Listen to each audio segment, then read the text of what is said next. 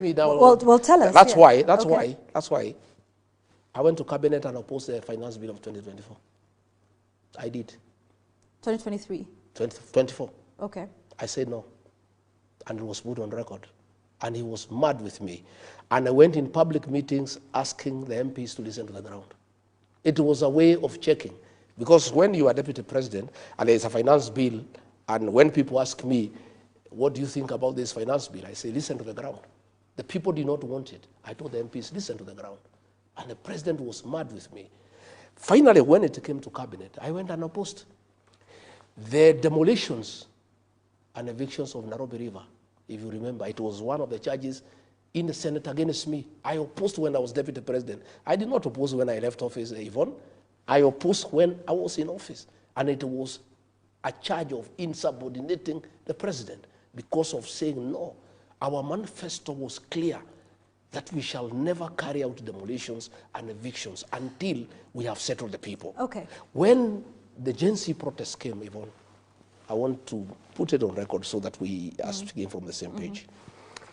I opposed abductions and killings. And when the president insisted, and our kids were shot and killed on June 25th, 2024, on the 26th of June, as deputy president, I called a press conference in Mombasa and castigated President William Ruto and the Director of National Intelligence Service for abductions and extrajudicial killings. I am not doing it because I'm outside, Yvonne. I was doing it from inside. And that is why the president now could not stand it anymore. In fact, it's after my press conference on June 26th is when he made a decision he must get rid of me.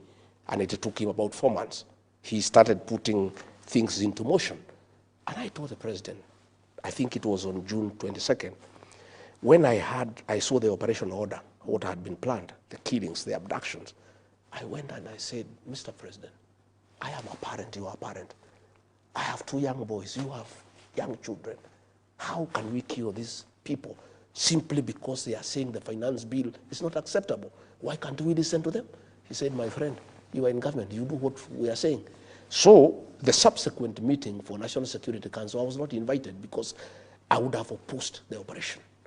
So when it happened, on June 25th, the president called a press conference at night. He did not invite me, and he said this was treasonous, these are criminals, they'll pay for it. I was mad because I knew these children were innocent, and they were simply clamoring for their rights and the rights of the people of Kenya.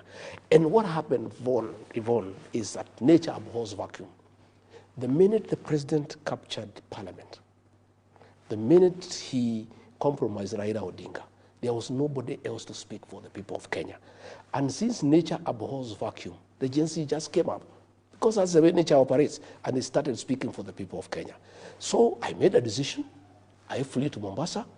I called a press conference, and that marked the end of the relation between me and President William Ruto. We never spoke again. We just pretend we are speaking, but we never met one-to-one. We never spoke on telephone. We were speaking on messages until the day I left office. So you cannot say, Yvonne, that I spoke because I left. I started speaking. For 1 year, I was speaking from inside. And that's why he was accusing me. You know, he was telling me to defend Adani. I told him I will not. He says, go to the TV stations and defend the university model. I said, I will not, because the thing is not good. You know, I was in a funeral in Kitale, and the Senator for Kisii, Richard Oyonka, really attacked the government because of Adani. And I spoke last. I did not say anything. I talked about other things. I left. And the president's PA called me and called me all manner of names. Wewe ni mujinga sana, you are very stupid. You are deputy president, you spoke last. Somebody has attacked the government and you cannot defend. What kind of a deputy are you? I said, my friend, tell the president to call me and tell him I cannot defend corruption. Adani is corruption, I will not defend. Then he said, utatuona. The rest is history. Yvonne, I am a credible man, I'm a man of honor.